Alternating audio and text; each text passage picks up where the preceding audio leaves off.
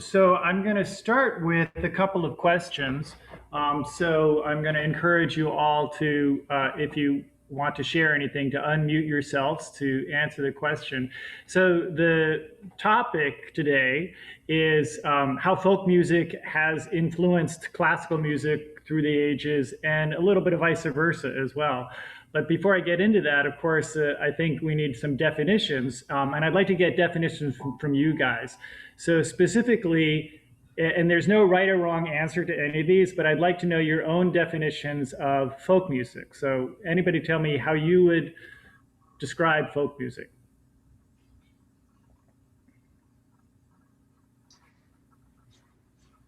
Yeah, Sarah Jane. Sometimes it's indigenous. Okay, so indigenous. Any other particular traits that you think are important, Ina?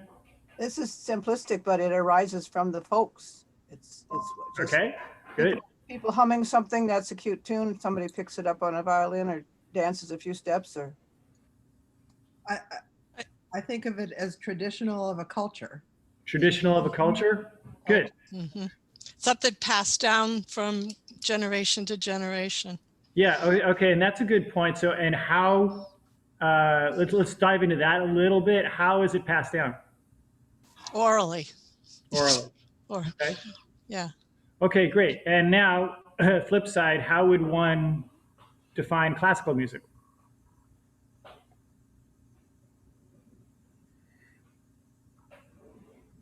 Again, there's no right or wrong answer here. I'm just curious in your own opinions. Yeah.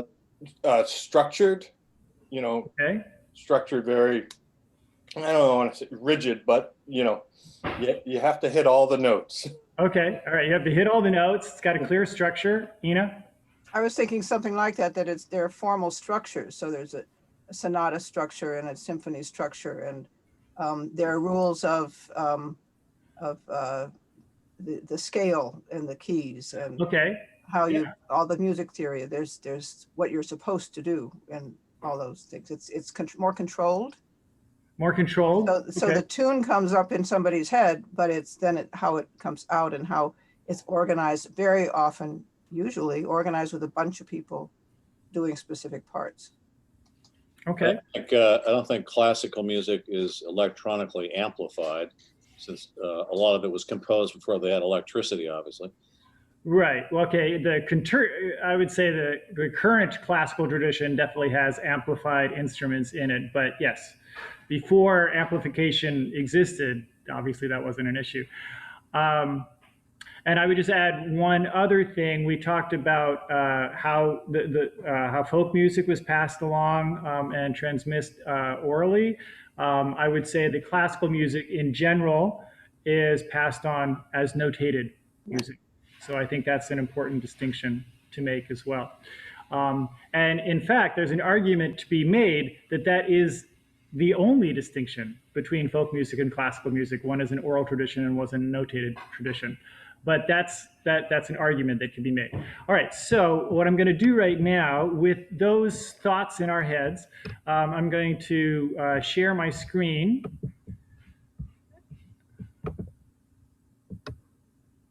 And start with a little, let's see, presentation I've put together here.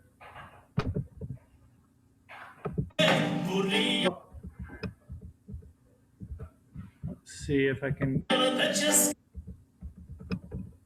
Here we go. All right, can everybody see that okay?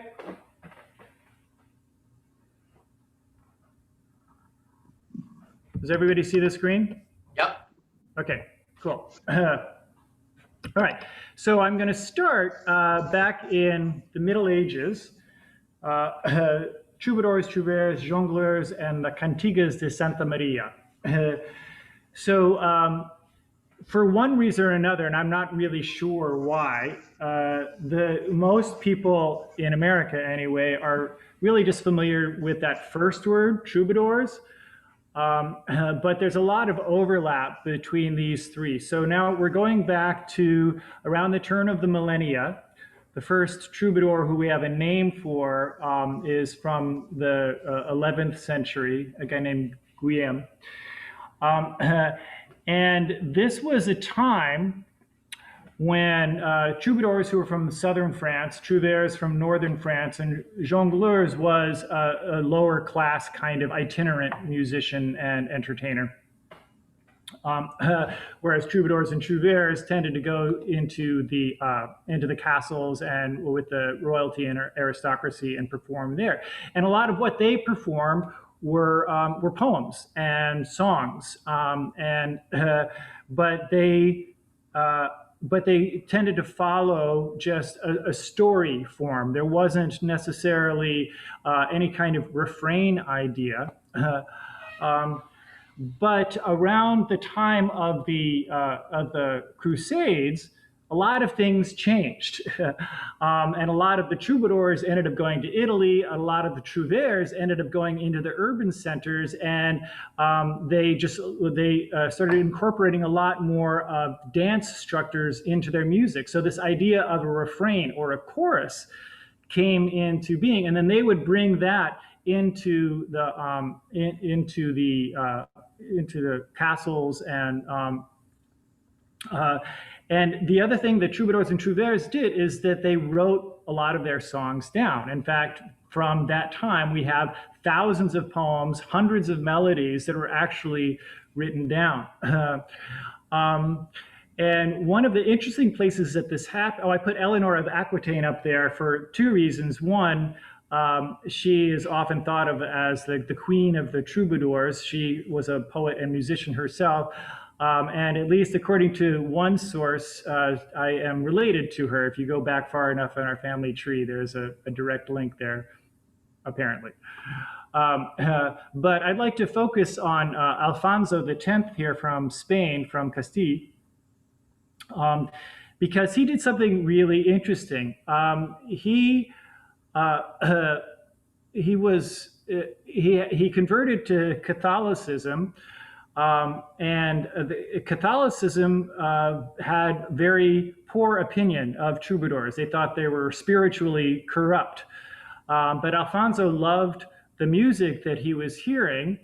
And so what the Catholic Church did was they embraced this, at that time, they started embracing what's called Mariology, devotion and praising of Mary. And they incorporated actually a lot of the poems, the love poems that troubadours sang.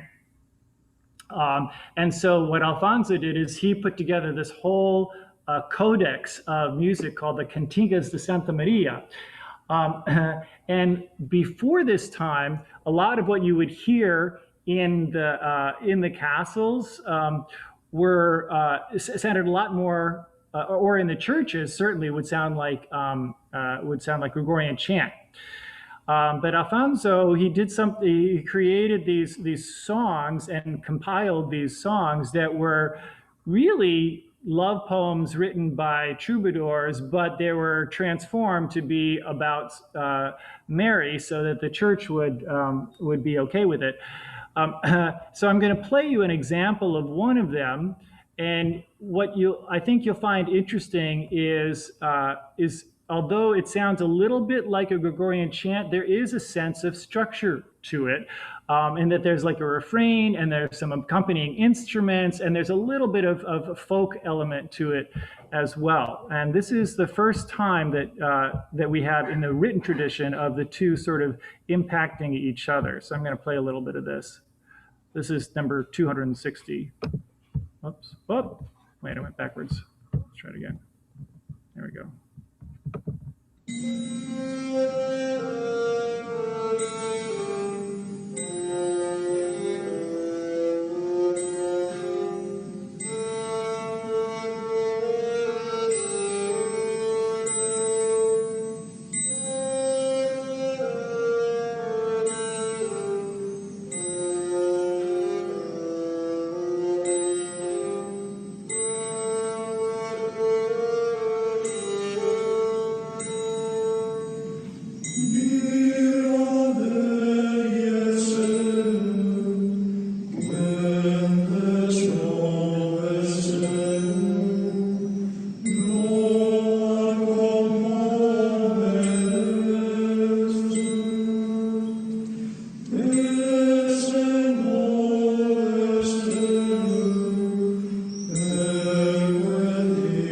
I'm going to stop it right there. And you can imagine if that were played a little bit faster, and oftentimes these are played much faster, it would have kind of a nice beat to it. You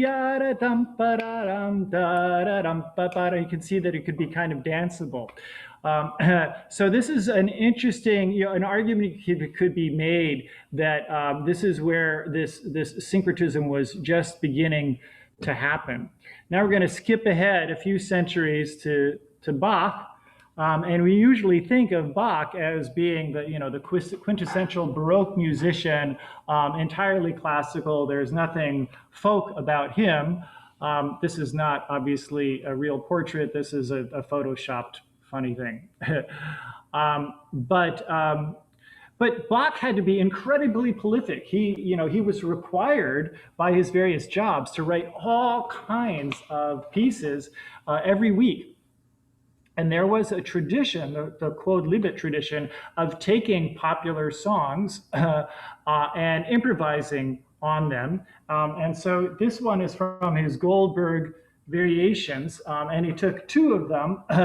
Kraut und Rüben haben mich vertrieben. Cabbage and beets have driven me away, and ich bin so lang nicht bei dir gewesen. I've been so long away from you.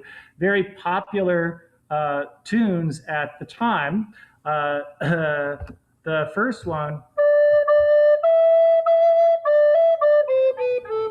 you'll hear that in there. And the second one, Ich bin so lang, is.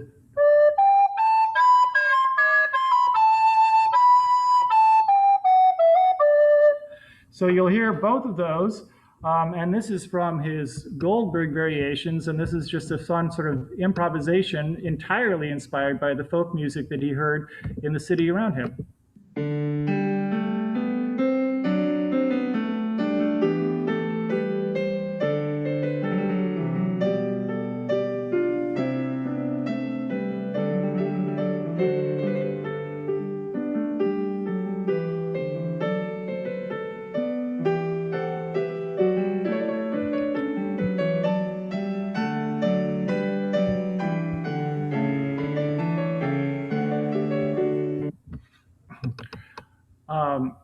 And if anybody has any questions or comments or ideas or something they want to add, please feel free to unmute yourself and interrupt me at any time. I would love that. So now moving ahead again, the Baroque time was thought by many, especially once you get to the beginning of the 19th century, as a little bit too complicated and a little bit too complex, and that there was this ideal that was starting to take form and take shape in the minds and hearts of German musicians of that folk music was the most purest form of music, and that it needed to be incorporated into the concert hall. And in Germany, in fact, they had a form, the Singspiel, which basically is like an early German version of our musical, because there was speaking and songs in it together.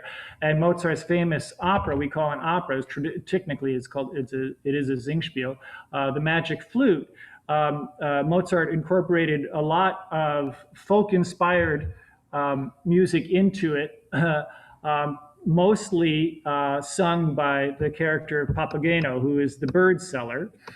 So here is Papageno singing with, you can see in this illustration, he's got the panpipes, and so you'll hear the panpipes in this little excerpt as well. So the panpipes being a folk instrument.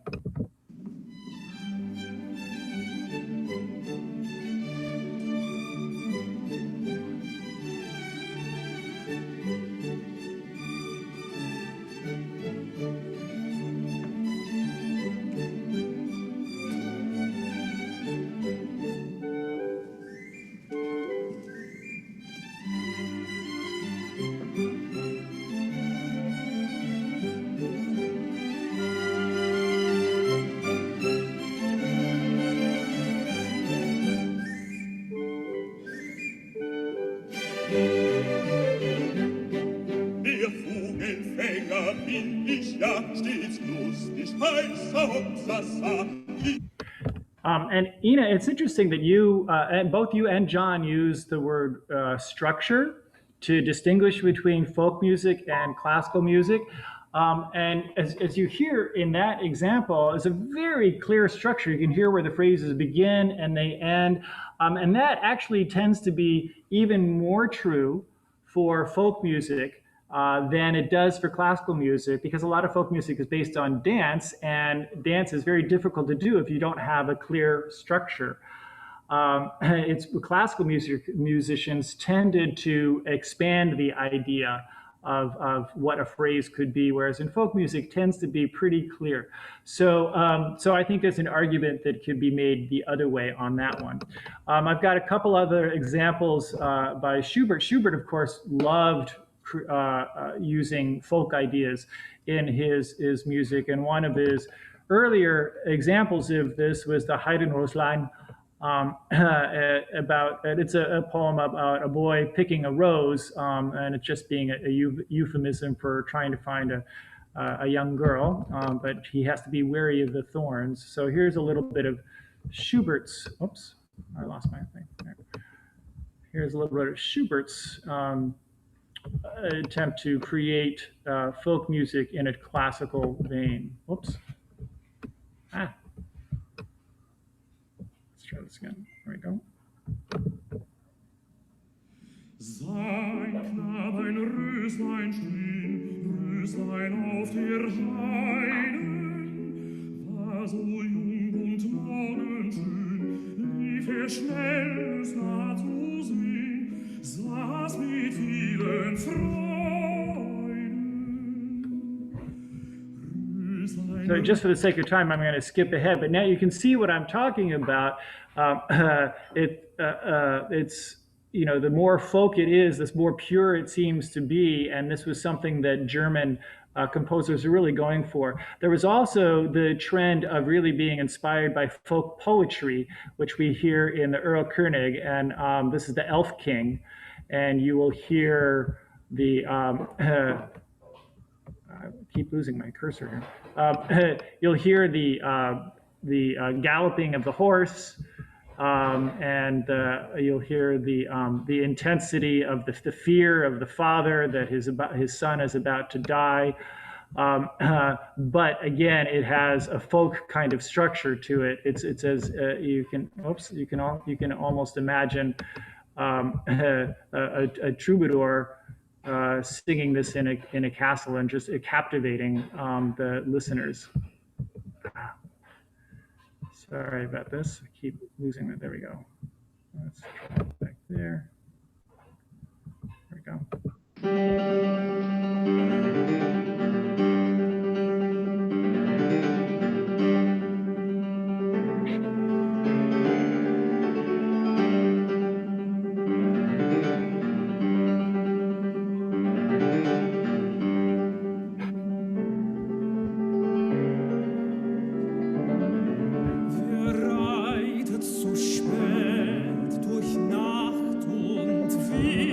Then a generation later, Brahms was doing the same thing in his maiden songs. This is Jesse Norman, one of my very favorite singers, singing the Mädchenlied.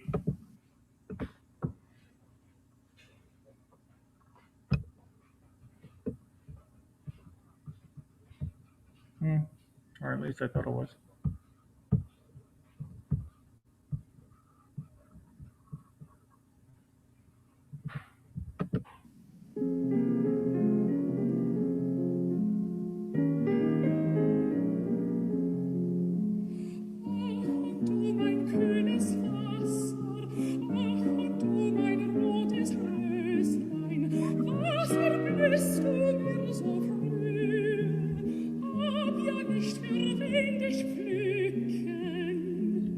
I'm going to stop there just for a second. I'm going to play a little bit more, but you might have felt a little off kilter as you listen to that, and Ina might, as being a choral singer, she might understand why. This is in an unusual meter. It's not in 3/4 or 4/4 or 2/4. What are you saying? This actually is in 5/4, which is a much more folksy kind of meter. It has an unusual rhythm to it. So I'm just going to play a little bit more of it again, so you can hear. Now that you you've heard me say that, maybe you can pick out that sort of unusual feel to it.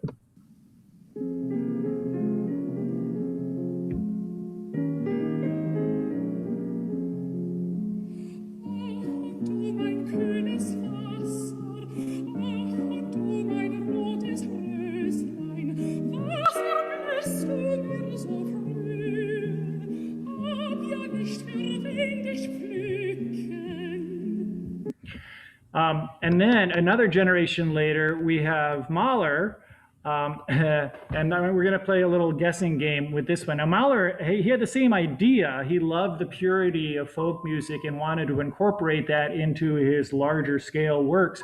But he tended to really expand the phrases and extend things into a much grander scale. And so you can recognize them, but they just seem often much more strung out.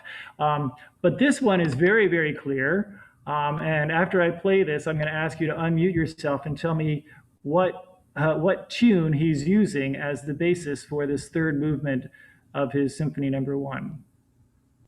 Oh, and I should say the illustration that I got here, this woodcut, is it's called the Huntsman's Funeral. So you see all of these animals. It's very ironic that they're carrying the body of the dead huntsman, and you can see the rifle strewn across the top of that little bier there.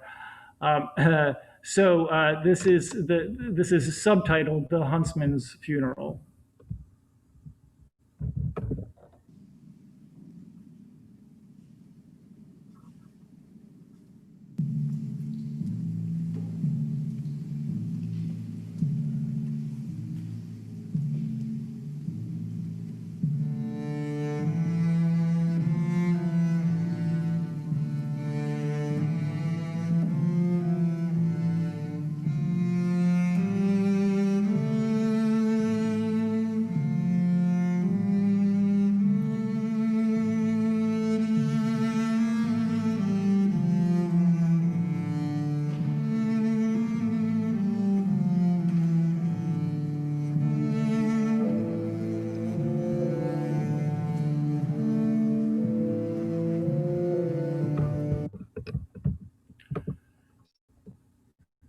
Is that Frere Jacques? Gonna, Jamie, is that Frere Jacques? Exactly. So that was Frere Jacques, but it put in a minor key. You usually hear.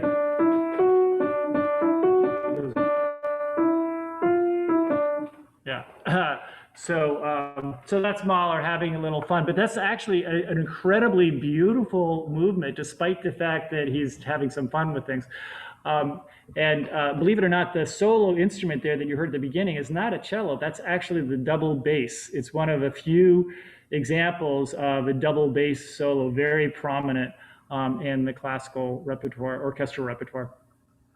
All right, now we're going to go back in time a little bit from Mahler, back to some Eastern European expatriates. Let me go to there. Oh, I gotta start this over again now, looks like. Resume slideshow. Yeah, okay. So Liszt and Chopin. Now we think of Franz Liszt and Frédéric Chopin as, you know, virtuosos and poets of the piano. But of course, they were from Poland and Hungary originally. They just had moved to Paris, and because that's where the center of the classical music world was at the time, and they felt if they were going to make an impact, that's where they needed to be.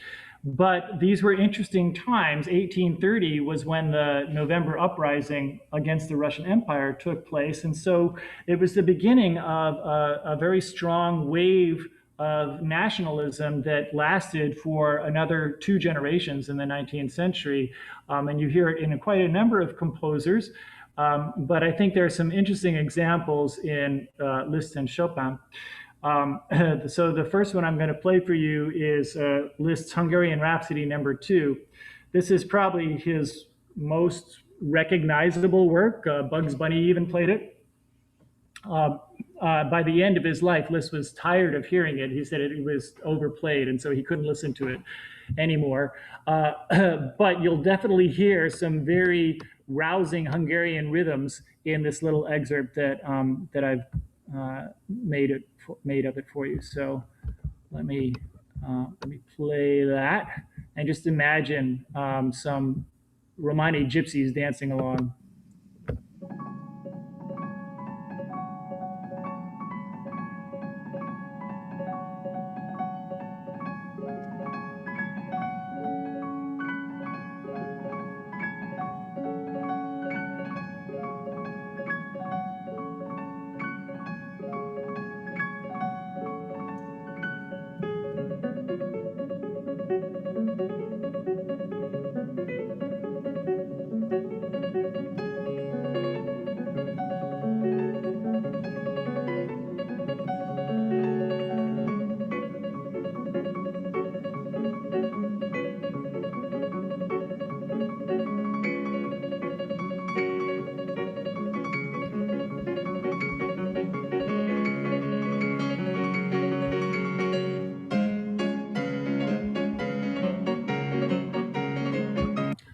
Etc. That's the part you remember. But I mean, you can hear like a fast mandolin playing right there, and he incorporated that into the piano in a pretty brilliant way. And it's easy for me. It's easy to imagine a band of gypsies playing that music using their own instruments.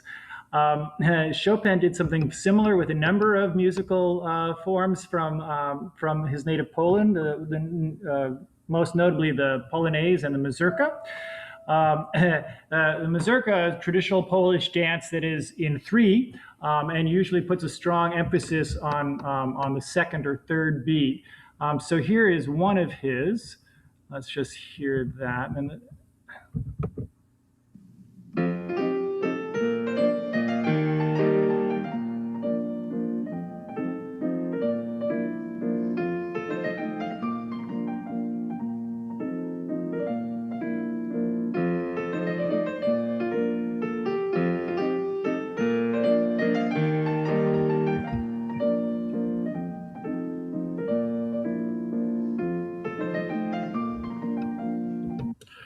So there's a couple of examples from some of the great pianists we have in our history. Now, one of the things that Chopin did is he loved to play with these dance forms. And while the traditional mazurka it tends to be lively and bouncy kind of thing, he would also he did create some that took the same idea that the emphasis, it's in three and there's an emphasis on one of the weak beats, but he would put it into a much slower romantic kind of atmosphere as he did in this mazurka in A minor. I'm just going to play the very beginning of this.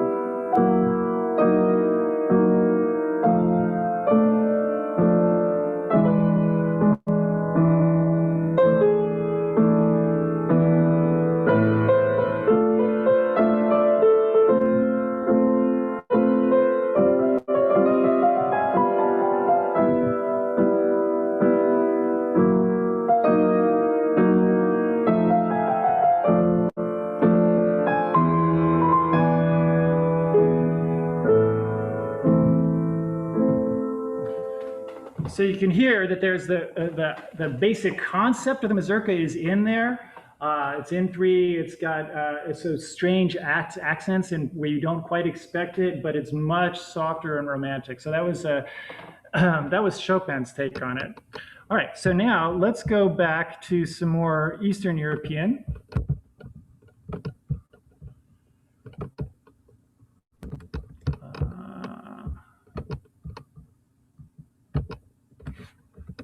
Whoops. Okay.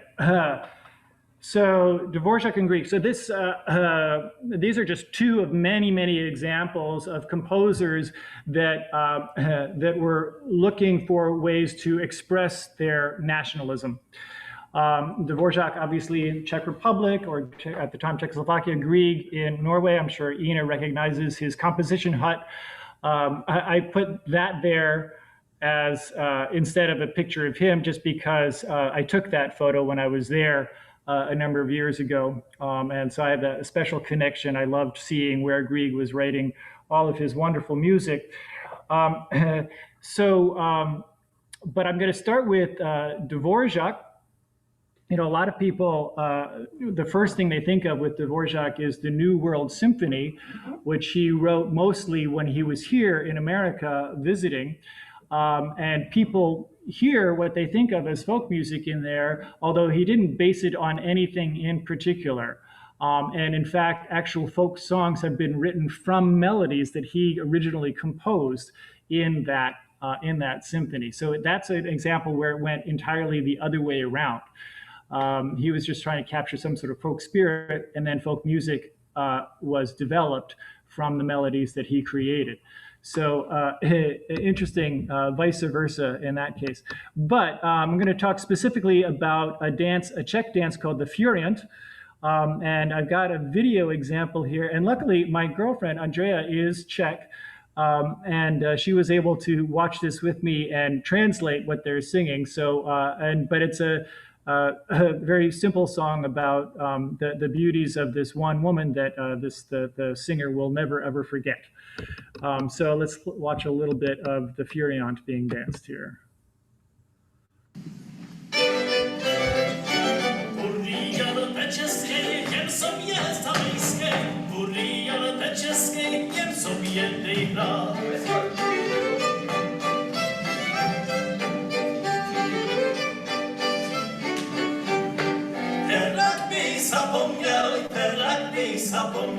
Teraz bych zapomniał na swý dziewczę.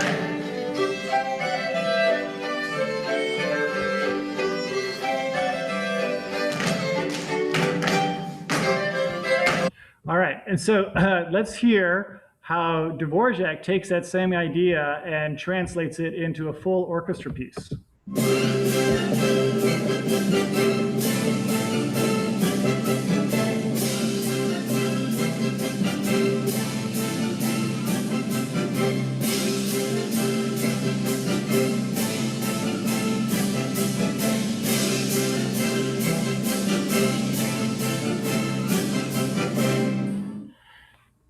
Pretty amazing. And an example from Grieg that I've created here, of course, Grieg's probably his most famous pieces are the Peer Gynt suites, particularly number 1, about a folk hero from Norway. Grieg himself was very inspired by folk tales, by Norwegian folk tales, and was able to capture sort of the folk spirit of Norway in much of his music. And I think he does a great job, particularly in this morning mood. It's a very simple folk-like melody, but it captures the beginning of the day. And I can imagine myself on a Norwegian fjord as the sun is rising very easily as I listen to this.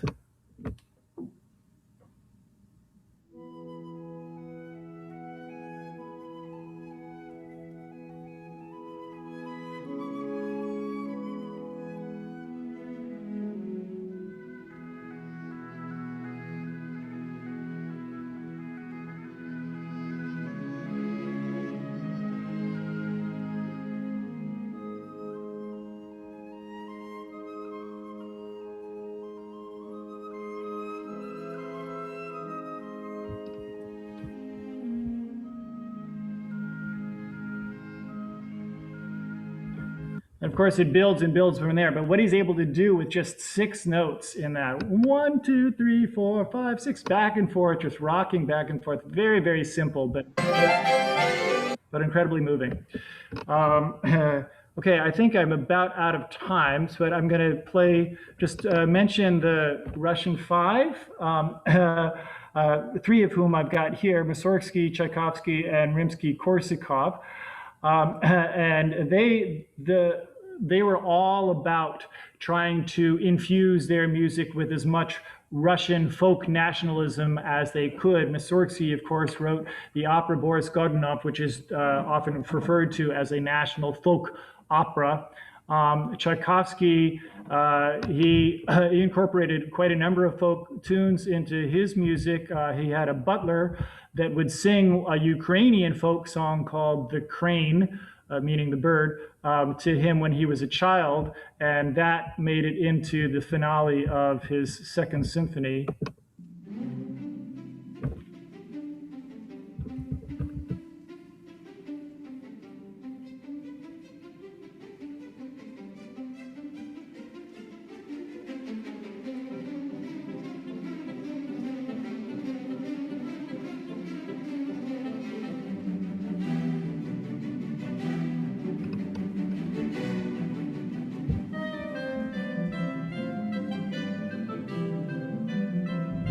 And there's one thing that you notice, that a lot of composers, when they're working with folk material, they just do a lot of repetition and varying the idea and building on it as it goes. So it's a very common compositional concept when working with specific folk material. Now, Rimsky-Korsakov did this particular recording. He wrote this piece called The Dance of the Clowns and the Snow Maiden. And this is a weird example of going the other direction.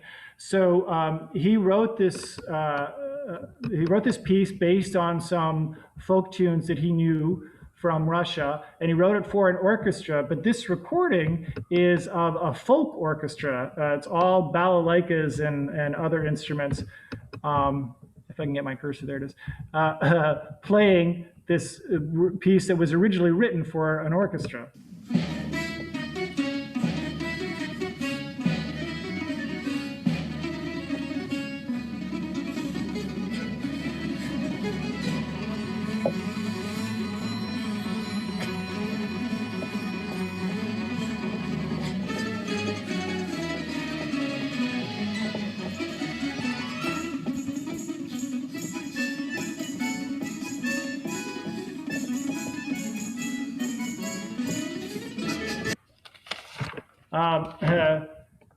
Now we're going ahead a little bit in time to two Hungarians, Bela Bartok and Zoltán Kodály.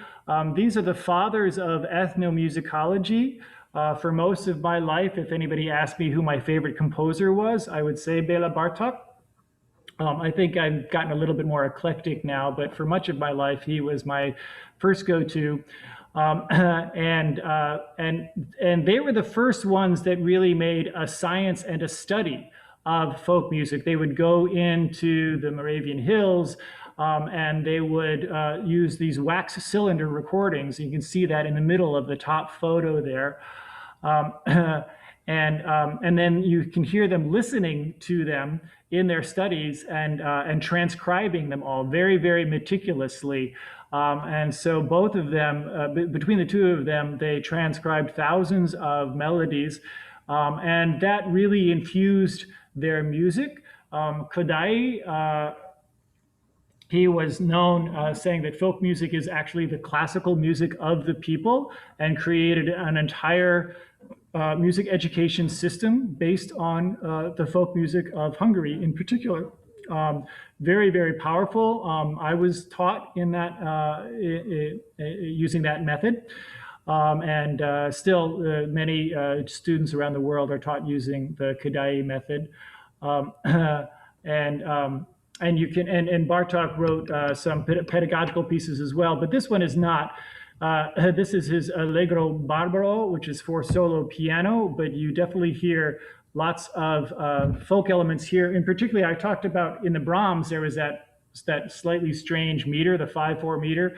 Well, this uses very strange meters, or at least unfamiliar meters, I should say, to more Western ears, but these are very common in the folk dances of the hills in Hungary. So let's listen to just a tad of that.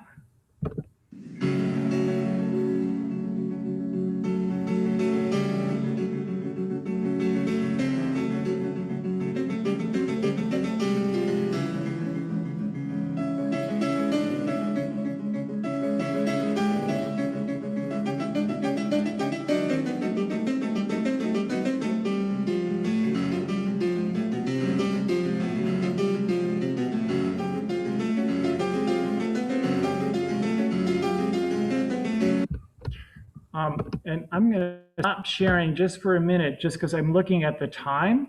I've got a couple more slides. One's particularly about Americans and one for composers today, but I don't want to go over time. So I can stop right now and we can talk about things and ask questions, or I can go on and share a little bit more. Ina says keep going. All right. And Joe says keep going. All right. You got it. So let's go back. In that case, I'm going to play for you a little bit of the Kodai Harianos suite, because this uses the Hungarian instrument, the cembalom, which is like a dulcimer. It's played with two hammers. It's a stringed instrument, and it's one of the very few examples of a traditional folk instrument being incorporated into an orchestra with this wonderful suite from this that was originally a larger ballet that he wrote. But you can hear the cembalom very, very clearly in this intermezzo.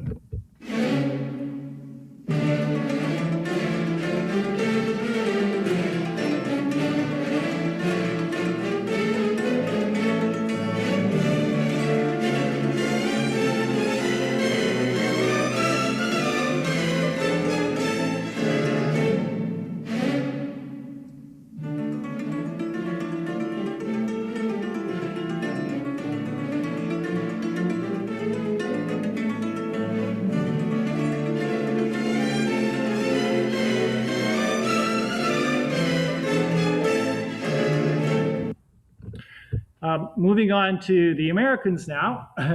Of course, America is just a melting pot of cultures, and all of them were trying to find a voice, trying to figure out what the American voice was, what American music was.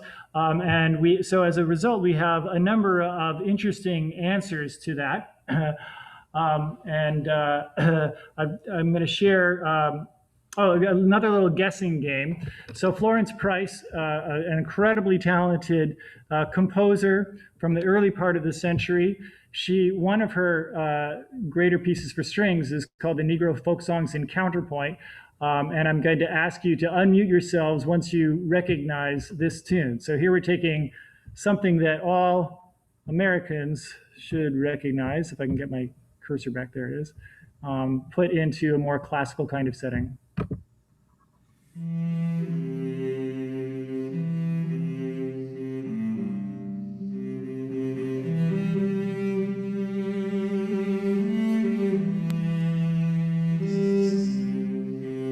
Wing low. Wing low, Sweet Chariot. You got it.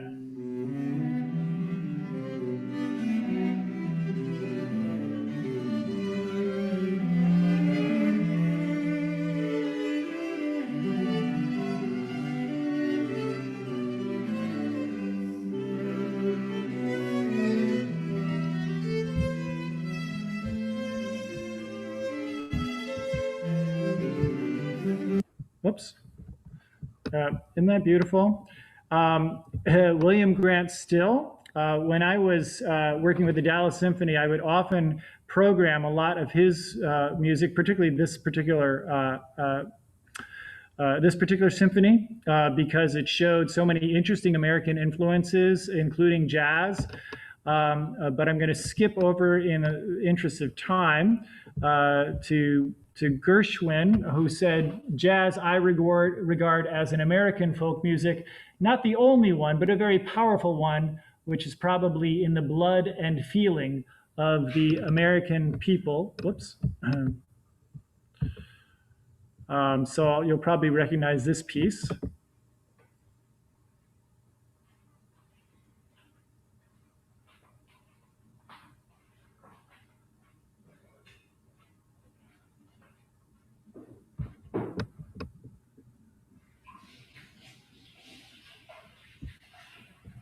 Oh.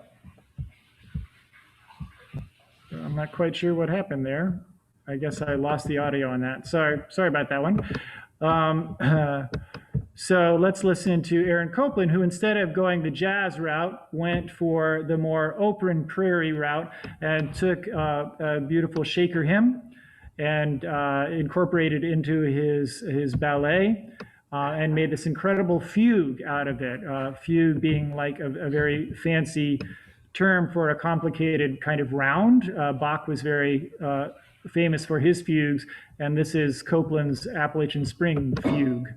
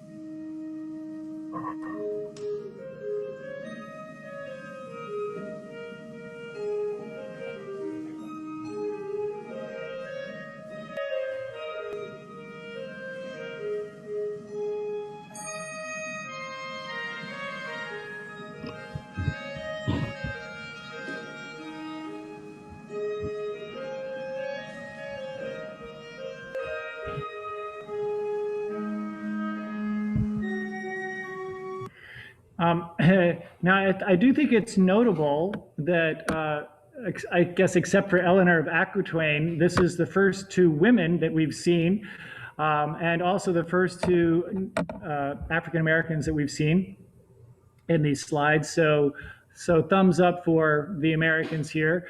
Crawford Seeger, you may recognize this name. This is actually Pete Seeger's aunt. She was a very well-known composer in her day, and her husband and her actually spent a lot of time, like Bartok and Kodai, the two of them spent a lot of time transcribing American folk songs, and she set quite a number of them for piano and for choirs. I highly recommend you looking up her music. And then Roy Harris, I would say, is probably the most underperformed American composer of the 20th century. Leonard Bernstein was a huge champion of his, and for very good reason. His music is very powerful, but for some reason it hasn't stuck on. It's not a household name like Copland is. And then finally, of course, there's a whole slew of Latin American composers that use folk material all the time. Chavez Villalobos from Mexico, Villalobos from Brazil, Ginastera from Argentina, Marquez from Mexico, and Revueltas from Mexico. These are great composers who use folk material in really unique and powerful ways. I'm going to play a little bit of this Tan Dun. He is from the Hunan province. He is a living composer. And this is kind of like what, uh-oh.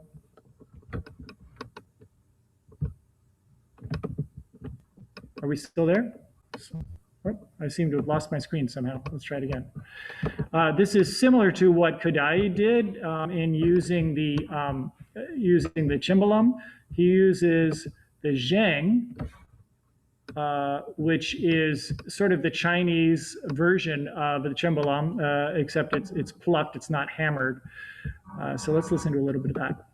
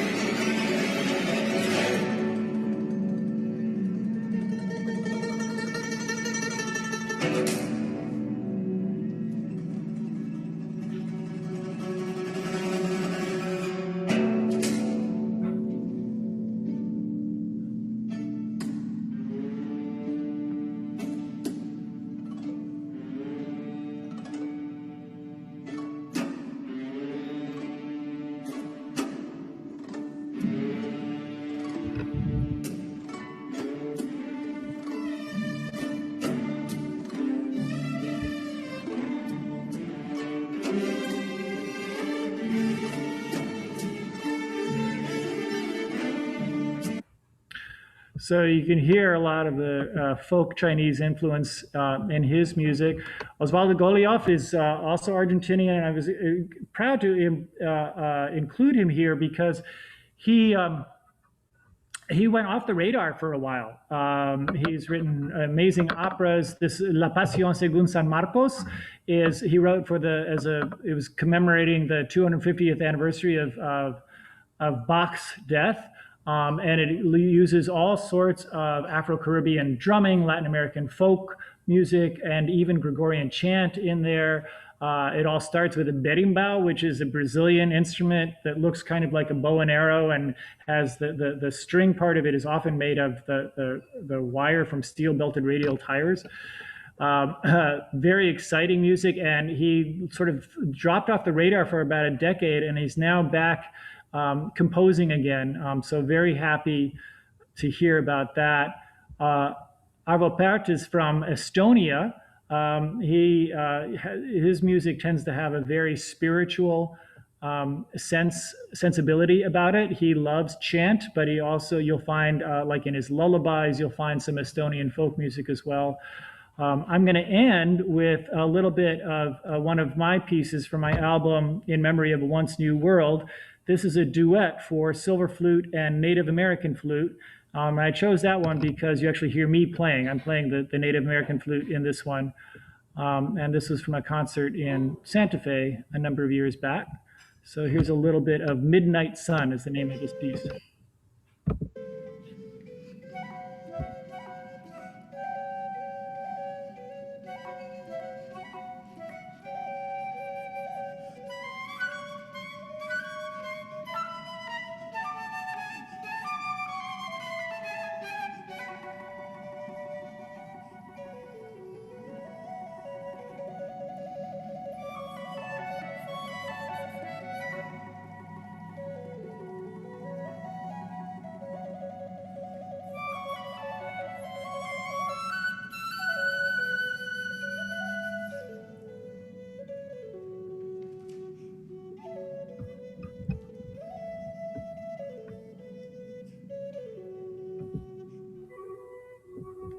Oops, it's continuing to go, it looks like.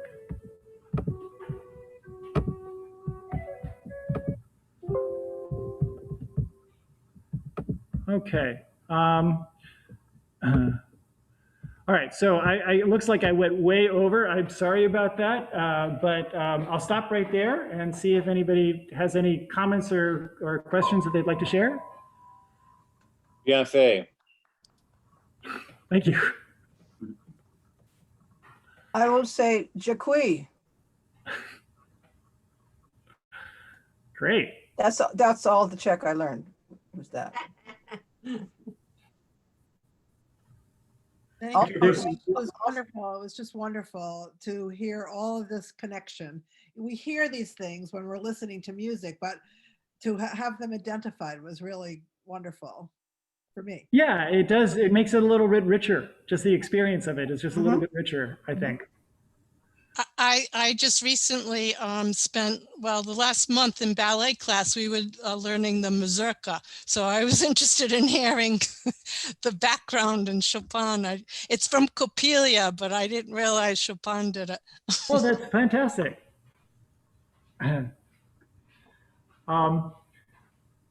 Anyway, also just a little plug. I do have this CD in memory of a Once New World. I'll give Alex the information about it, and if it's appropriate, he can share it with you guys, and if you want to get a copy. But it has a lot of Latin American folk music influenced into classical chamber music, is what it is. And Wow. Jamie, maybe I can send the presentation to Okay. everyone. Anything else, Alex? I could send the PowerPoint you did too. There's so much in there that I think I saw people writing down things or there's so much you covered. But if you have that, I can send the link to the CD and that to the folks who are in the room. Okay, that sounds great. I'll do that. Sure. Great. Ina has a question. It's just something to add. I recently did a program on Norwegian music and discovered some of you have seen the movie Frozen. Mm-hmm. like several thousand times, some of you. The opening music in that is a yoik. It's the old Sami form of singing and music. It's a modern composition, but it's a yoik style and it's in Sami. The people who were getting ready to produce the movie Frozen went to Norway and just started driving around, and they were getting atmosphere and what kind of costumes, and they got some CDs to play in the car while they were driving around. One of them was of a woman's. There are so many chorales in Norway. There's a town of 6,000 people that has 20 chorales in it. So this was a local chorale, amateur. They all have day jobs in Trondheim, named Kantus. And they listened to their CD and they said, we have to meet these people. So that's who sings that song. So cool. I haven't seen that movie, but now I want to see it. Well, you'll join 6,000 grandparents who've seen it many, many times. But that's them singing, and it's well worth looking up and seeing more about them. Kantus. Great. I've actually been to Trondheim. I had a Norwegian exchange student stay with us for a year, and we became friends with their family. And she's from right outside of Trondheim. Oh, neat. That's cool. Well, this backdrop I did for that Norwegian Zoom program we did. When I went looking for a backdrop, a photo that would be Norwegian music, and this is what came up. This is perfect. So very cool. Yeah. This was terrific, Jamie. Great job. Great job. Thank you so much. Yeah, thank you so much, Jamie. And maybe just one, I'll do a quick plug too, just a couple announcements for how we pick the speakers. I'm going to put in the chat a forum that we have. And there's a program committee at International House that chooses the speakers each week. So, but it's really open to anyone to nominate people, or if you have an idea or something that you wanted to share. There's a link in the chat and you could put someone's name in there, and then we'll be planning the January through March setup. So we already have a few recommendations from different people. So thank you for those. And next week is going to be a student, Joe Collishaw, who used to live at International House as a resident. He's a current PhD student, and he's studying he's in Slavic studies, but he's going to give a talk about post-Soviet statues as symbols of identity, and with the whole conversation of monuments and statues in the US as well. It's sort of a relevant conversation. Hopefully we can get outside of the election madness, but still talk about what's going on in the US. So that will be next Wednesday at this time. And we also have our annual meeting next Wednesday at 6 p.m. So hope all of you can be there for that as well. But maybe we can give Jamie a final clap or something to thank you. It was a very thoughtful and thorough presentation. All right, anyone else the room can stay open. So maybe just, I know sometimes people it's awkward to leave or stay, but the room's open. There's no one coming in until I think 2:30. So if you want to stay, you can stick around. Otherwise, say goodbye. Have a nice day. Also, Alex mentioned we would love to have some other suggestions for people who could do these kind of Zoom talks. People who are kind of familiar with the landscape, because it's not easy to do. Jamie, you were so well prepared. It was really nice to have, the screen and the links to the music and everything. But our students seem particularly